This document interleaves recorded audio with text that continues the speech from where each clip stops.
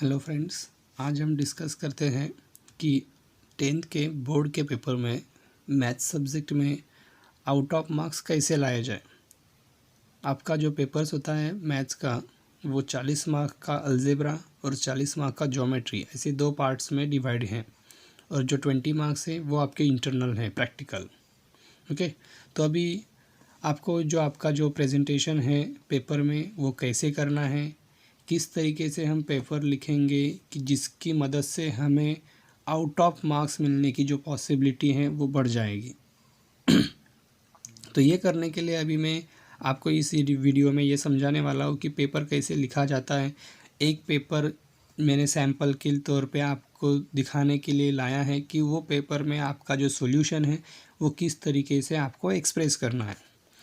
वो सब आप अच्छे तरीके से देखो, समझो और उसी तरीके से पेपर में लिखने की कोशिश करो। अगर ऐसे करोगे तो पेपर में आपका जो एग्ज़ामिनर है उसको मार्क्स डिडक्ट करने के लिए कहीं पे भी चांस नहीं होगा, क्योंकि हम ऐसी ऐसी छोटी छोटी चीज़ें हैं कि जो पेपर में इग्नोर करते हैं और उसकी वजह से आपके मार्क्स कट होने की संभावना बढ़ जाती है। तो सबसे पहले अभी हम देखते हैं कि बोर्ड के पेपर में जो आपका जो पेपर है उसको कैसे सॉल्व करना है। तो आपको ये इस तरीके से एक सैम्पल मैंने सॉल्यूशन सेट लिया है, सैम्पल पेपर लिया है, आंसर शीट। ये पेपर में आपको करना क्या है, सबसे पहले जो आपको पेपर दिया जाएगा, ये पेपर के सारे पेजेस आपको सबसे पहले इंश्योर करना है कि सब पेजेस के ऊपर लाइनिंग प्रिंट्स है या नहीं, लाइंस प्रिंट है या नहीं, ये हमें चेक करना है। दूसरी बात, जो सिलाई होती है पेपर की वो प्रॉपर है या नहीं, ये भी चेक करो। ओके, ये सब चेक करने के बाद ही ये आंसर शीट के ऊपर लिखने के लिए शुरुआत करना। डायरेक्टली सीट नंबर और सिग्नेचर वगैरह हम सब लिखते हैं, बाद में हमें पता चलता है कि पेपर में अंदर जो कुछ 2-3 पेजेस हैं वो फटे हुए हैं, या फिर उनकी सिलाई निकल गई है, या फिर उनके ऊपर कोई लाइन प्रिंट्स ही नहीं हुई। तो ये सब ना हो, इसीलिए सबसे पहले पेपर को चेक करो। उसके बाद जो सीट नंबर्स हैं वो सीट नंबर को यहाँ पे अच्छे तरीके से लिखो, सीट नंबर को। उसके बाद उसके नीचे वर्ड्स में लिखना है, यहाँ पे स्टूडेंट की सिग्नेचर है, सिग्नेचर बराबर ब्लॉक में करना है। ओके, ये फिल करने के बाद यहाँ पे एग्ज़ाम का जो सेंटर कोड है वो फिलअप करना है, वो लिखना है अच्छी तरीके से। फिर होलोक्राफ्ट स्टिकर आएगा यहाँ पे, होलोक्राफ्ट। तो ये स्टिकर एक तो आपका जो सुपरवाइज़र है वो लगाएगा, या फिर आपको बोला जाएगा कि उसको पेस्ट करो, तो अच्छी तरीके से पेस्ट करो, मार्जिन के हिसाब से उसको पेस्ट करना है। बारकोड यहाँ पे लगाना है। अभी ये एक ब्लॉक है क्वेश्चन पेपर सेट कोड। पहले के जो पैटर्न्स थे उसमें क्वेश्चन पेपर के सेट थे ABCS ऑन। अभी ऐसे कोई सेट कोड नहीं है, तो आपको यहाँ पे कुछ भी नहीं लिखना है। ओके, उसके बाद नीचे आता है सब्जेक्ट मैथ्स, और मैथ्स में आपको ये सेकेंड पेपर है या फर्स्ट पेपर है, तो यहाँ पे मैथ्स 1 है तो यहाँ पे 1 लिखो, मैथ्स 2 है तो यहाँ पे 2 लिखो, डेट, और आपकी लैंग्वेज ऑफ आंसर ये है इंग्लिश। ओके, इंग्लिश है, सेमी इंग्लिश के स्टूडेंट्स होंगे तो यहाँ पे उनकी लैंग्वेज ऑफ आंसर इंग्लिश होगी। ये मेन बुक है आंसर शीट, ये होगा 1+। यहाँ पे क्या लिखना है, नंबर ऑफ़ सप्लीमेंट्स, आपने कितने सप्लीमेंट्स यूज़ किए ये आपको लिखना है। 2 सप्लीमेंट्स लिखे होंगे तो 1 + 2 = 3। जितने नंबर ऑफ़ सप्लीमेंट्स लिखे होंगे वो नंबर्स यहाँ पे लिखना है, ये मेन छोड़ के। अगर आपने कोई भी सप्लीमेंट नहीं यूज़ की है तो जस्ट सिंपली यहाँ पे लिखो 1 + 0 = 1। ये फर्स्ट पेज आपका कंप्लीट हो गया। फर्स्ट पेज कंप्लीट होने के बाद यहाँ पे कुछ इंस्ट्रक्शन दिए हैं। अभी इंस्ट्रक्शन मैंने आपको उनमें से कुछ जो इंस्ट्रक्शन दिए वो आपको बताइए। ओके, आपके पास ये पेपर स्टार्ट होने से पहले 10 या 15 मिनट एक्स्ट्रा होते तो आप उस वक्त ये रीड कर सकते हो, उसका कैसे करना है। उसके बाद आपके यहाँ अभी जो राइटिंग एरिया स्टार्ट होता है, आपको पेपर जो राइट करना है यहाँ से स्टार्ट करना है। ओके, यहाँ पे आपको मार्जिन ड्रॉ करना है, एक लेफ़्ट हैंड साइड में और एक राइट हैंड साइड में। जब राइट हैंड साइड में मार्जिन ड्रॉ करते हो तो लगभग वो 1 या 1.5 सेंटीमीटर की होनी चाहिए। बच्चे क्या करते हैं, ज़्यादा से ज़्यादा उसको मैथ्स के पेपर में प्रोबेबली क्या करते हैं, राइट मोस्ट साइड की जो मार्जिन होती है वो बहुत बड़ी मार्जिन ड्रॉ करते हैं।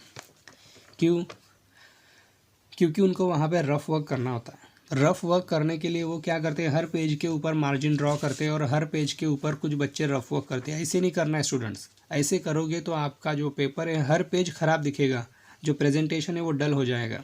क्योंकि हर पेज के ऊपर आपका जो रफ़ वर्क है वो जो पेपर का जो प्रेजेंटेशन, जो पेपर में आपने जो लिखा है वो उसका जो इम्प्रेशन है वो अच्छा नहीं दिखेगा। इसीलिए क्या करना, आंसर बुक का जो लास्ट पेज होगा उस लास्ट पेज के ऊपर यहाँ पे बड़ी हैंड राइटिंग में लिखो रफ वर्क, और पूरे पेपर में आपको जहाँ जहाँ कैलकुलेशन करने की ज़रूरत पड़ेगी, डायग्राम्स की रफ फिगर की ज़रूरत पड़ेगी, तो ये यहाँ पे आप लास्ट पेज पे करना। ओके, हर पेज के ऊपर कहीं पे भी रफ वर्क या कैलकुलेशन करना नहीं।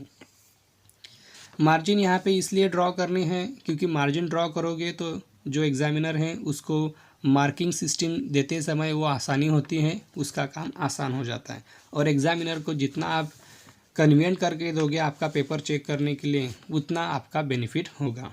ओके, तो अभी हम देखते हैं कि पेपर को कैसे लिखा जाता है। अभी मैं आपको एक सैम्पल पेपर दिखाता हूँ जिसमें स्टूडेंट ने उसका सॉल्यूशन लिखा है और उस तरीके से आपको पेपर में लिखना है। तो चलो अभी हम देखते हैं एक पेपर। अभी मेरे पास एक पेपर है, देखो ये पेपर। अभी इस पेपर में ये देखो, सबसे पहले आपको यहाँ पे लिखना है क्वेश्चन नंबर, और यहाँ पे जो मार्जिन मैंने ड्रॉ किए हैं इस मार्जिन में मैंने लिखा है क्वेश्चन नंबर के सब क्वेश्चन ए और बी। ओके, पहला क्वेश्चन अभी जो फ़िलहाल आपके जो बोर्ड का पैटर्न है उसमें पहला क्वेश्चन जो है मैथमेटिक्स में वो होता है एमसीक्यू। तो एमसीक्यू में यहाँ पे आपको प्रॉपर न्यूमरल्स लिखने हैं। रोमन न्यूमरल्स होंगे तो रोमन न्यूमरल्स लिखो, जनरली रोमन न्यूमरल्स ही होते हैं। अगर कोई अदर न्यूमरल्स यूज़ किए तो वो प्रॉपर नंबर्स लिखना। उसके बाद एमसीक्यू में जो आंसर आएगा उसका करेक्ट ऑप्शन सिलेक्ट करके यहाँ पे जस्ट अल्फ़ाबेट लिखना है। कुछ बच्चे क्या करते हैं, यहाँ पे क्वेश्चन भी लिखते हैं और क्वेश्चन के नीचे सॉल्यूशन लिख ले, ऐसे नहीं करना है। ओके, एमसीक्यू में जस्ट एग्जामिनर को एक्सपेक्टेड है, बोर्ड एक्सपेक्टेड करता है जस्ट ओनली ऑप्शन। ओके, कुछ ऑप्शंस ऐसे होते हैं कि जो क्वेश्चन को देखने के बाद हम इजीली पिक कर सकते हैं, लेकिन कुछ क्वेश्चन के ऑप्शन ऐसे होते हैं कि हमें वो वहाँ पे ज़रूरत होती है उनको सॉल्व करने की। तो वो आपने कैसे ऑब्टेन किया है उसका सॉल्यूशन, वो एक्सप्लेनेशन भी यहाँ पे लिखने की कोई ज़रूरत नहीं, वो आप रफ वर्क में कर सकते हो। ओके, तो यहाँ पे हम यहाँ पे जिस तरीके से मैंने यहाँ पे ऑप्शंस लिखे हैं इसे आपको बोर्ड के पेपर में लिखना है। ओके, और एक ऑप्शन, एक आंसर होने के बाद, एक क्वेश्चन का आंसर होने के बाद एक लाइन छोड़ो, यहाँ पे दूसरी लाइन पेंसिल से ड्रॉ करो, जिसकी वजह से पेपर अच्छा दिखेगा। ओके, फिर मैंने फर्स्ट क्वेश्चन का बी पार्ट जो है वो उसी के नीचे कंटिन्यू किया है। क्वेश्चन सॉल्व करते समय एक बात ध्यान में रखना, मैथ्स के पेपर का जो सॉल्यूशन है वो सॉल्यूशन ना ही लेफ्ट हैंड साइड में, कभी कभी क्या होता है बच्चे पूरे लेफ्ट मोस्ट साइड में छोड़ लिखते हैं और राइट मोस्ट साइड का जो एरिया वो बहुत एम्प्टी दिखता है। ऐसे नहीं करना है, मतलब जो सॉल्यूशन है वो ना पूरा लेफ्ट मोस्ट में होना चाहिए ना राइट मोस्ट में होना चाहिए, वो प्रॉपर पेज का एक एरिया एक्वायर करके उसको लिखना है। और एक प्रिकॉशन भी ध्यान में रखना, जो देयरफॉर का साइन है, इज इक्वल टू का साइन है, वो पॉसिबिलिटी जो प्रोबेबली है उसको एक के नीचे एक लिखने की कोशिश करो, और जो आंसर है उसको बॉक्स में लिखो, मतलब उसको बॉक्स करो। क्योंकि पेंसिल से करो, पेन से करो, कोई फ़र्क नहीं पड़ेगा। अगर किसी क्वेश्चन में आपने देखो यहाँ पे मैंने प्रॉपर्टी यूज़ किया है, थ्योरम यूज़ किया है, तो वो थ्योरम ब्रैकेट में रीज़न लिखना मत भूलना, क्योंकि इसको भी वेटेज होता है पेपर में। ओके, बच्चे क्या करते हैं, इसको लिखते हैं और ये रीज़न छोड़ देते हैं कि आपने इसका एरिया कैसे लिया है, तो मेंशन करो कि theorem of similar areas of similar triangle और वॉट एवर जो कुछ भी होगा उस तरीके से, और जो आंसर आएगा उसको फिर से बॉक्स में लिखो। वो मतलब वो इंडिकेट होता है एग्जामिनर को, वो आसानी से पता चलता है कि आपका आंसर क्या है, कैसे लिखा है। ये फर्स्ट क्वेश्चन कंटिन्यू था। ओके, और उसके बाद ये फर्स्ट क्वेश्चन यहाँ पे कंप्लीट होता है। तो कंप्लीट होने के बाद मैंने ये जगह छोड़ दी, यहाँ पे सेकंड क्वेश्चन कंटिन्यू नहीं करना है, सेकंड क्वेश्चन नेक्स्ट पेज पे कंटिन्यू करना है। और जहाँ पे यूनिट दिए हैं किसी भी सेगमेंट्स को, एंगल को, अगर कुछ यूनिट दिए हैं तो एग्ज़ाम में उसे लिखना मत भूलो। ओके, अगर ये भूल जाओगे तो एग्जामिनर भी आधा मार्क देने के लिए भूल जाएगा, ध्यान में रखना ये। हाँ, क्योंकि यूनिट दिया है, देखो यहाँ पे ऊपर यूनिट नहीं दिया था इस क्वेश्चन में, तो इसीलिए मैंने यहाँ पे क्या लिखा है जस्ट 13 यूनिट्स लिखा है। लेकिन अगर ये रेडियस दिया है इस क्वेश्चन में, तो मैंने रेडियस की जगह पे सेंटीमीटर है, तो मैंने फाइनल आंसर में भी सेंटीमीटर लिखा है। और हर क्वेश्चन का जो रिज़ल्ट है वो स्टेटमेंट में लिखना मत भूलो। ओके, अभी ये क्वेश्चन नंबर 2 एक्टिविटी है। एक्टिविटी में क्या करना है, डायग्राम मैंने ड्रॉ की, जिस क्वेश्चन में डायग्राम दी है वहाँ पे डायग्राम ड्रॉ करो, जिस क्वेश्चन में डायग्राम नहीं दी है वहाँ पे डायग्राम ड्रॉ करने की ज़रूरत नहीं। बच्चे क्या करते हैं, अभी देखो ये एक्सटर्नली टचिंग सर्कल है, तो बच्चे क्या करते हैं इसमें भी डायग्राम ड्रॉ करते हैं। जहाँ ज़रूरत नहीं है वहाँ डायग्राम ड्रॉ करके टाइम वेस्ट करने की कोई ज़रूरत नहीं। Okay, wherever diagram is necessary draw it. अभी इस क्वेश्चन में क्या किया मैंने, इस क्वेश्चन में जो डायग्राम थी वो मैंने राइट मोस्ट साइड में ड्रॉ किया।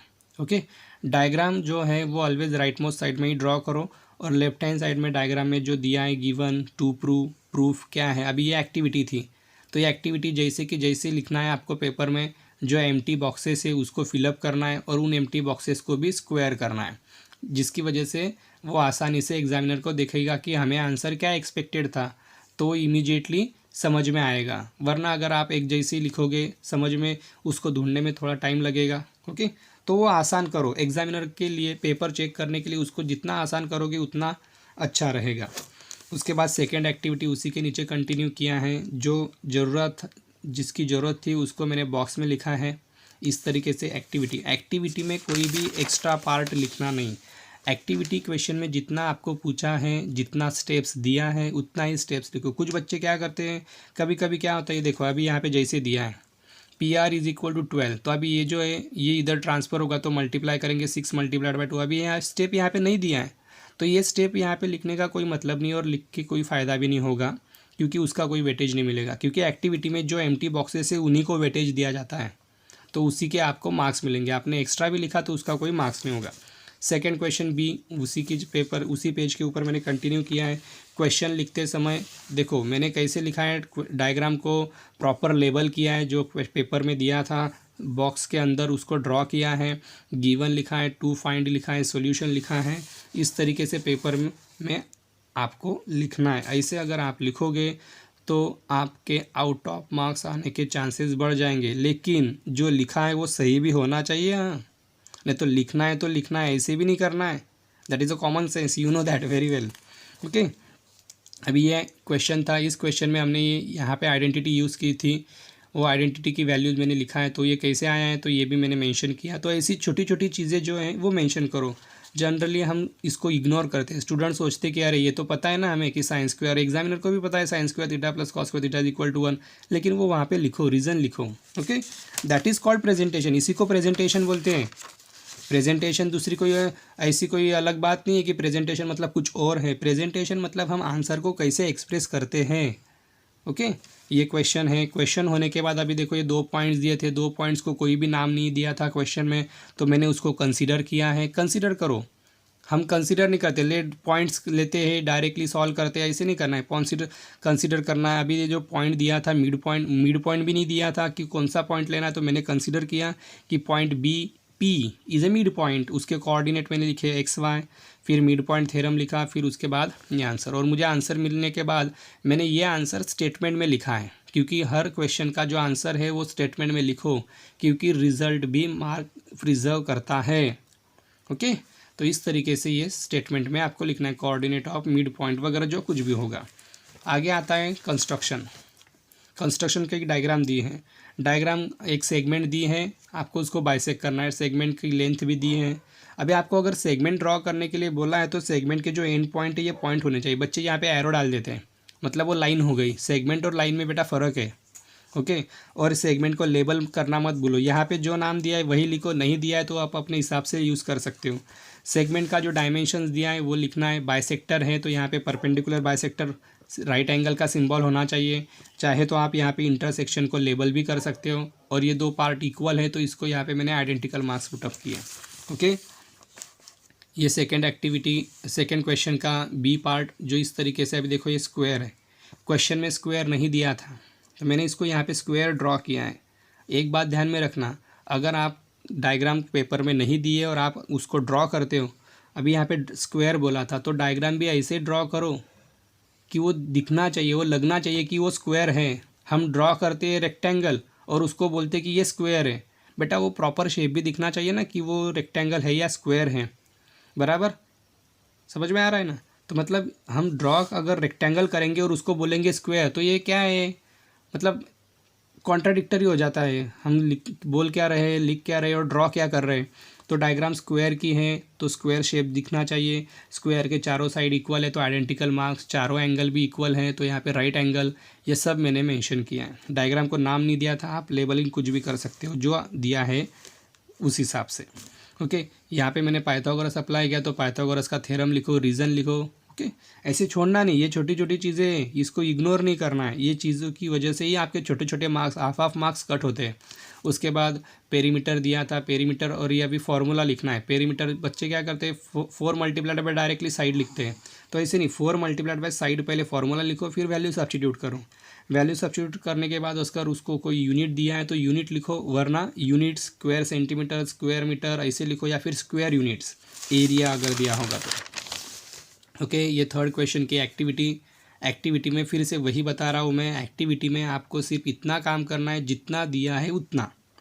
देखो इस क्वेश्चन में अभी ये नहीं दिया है कि ये दो ट्रायंगल कैसे प्रूव किए, ऊपर दिया नहीं इसका प्रूफ कि ये दोनों ट्रायंगल सिमिलर कैसे दिए हैं, यहाँ पे डायरेक्टली दिया है एक्टिविटी में कि दोनों triangle similar by a test. तो आपको यहाँ पे भी इसको प्रूव करने की ज़रूरत नहीं, जितना पूछा है उसको फिलअप करो, दैट्स ऑल।